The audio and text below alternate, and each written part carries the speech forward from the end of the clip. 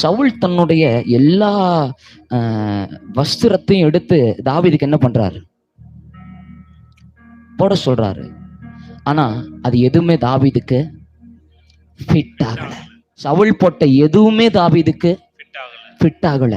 ஆவியானவர் இதை படிக்கும்போது என்கிட்ட ஒன்று சொன்னாரு, ஒரு ஆவிக்குரியவனுக்கு உலகம் என்னைக்குமே ஃபிட் ஆகாது.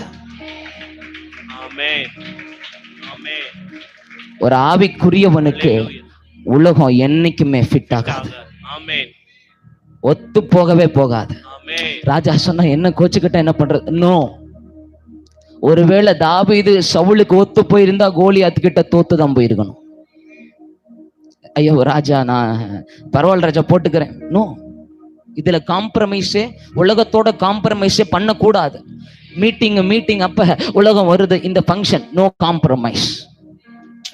உலகத்தோட காம்ப்ரமைஸ் ஆகிறவன் ஆவிக்குரியவனே இல்லை.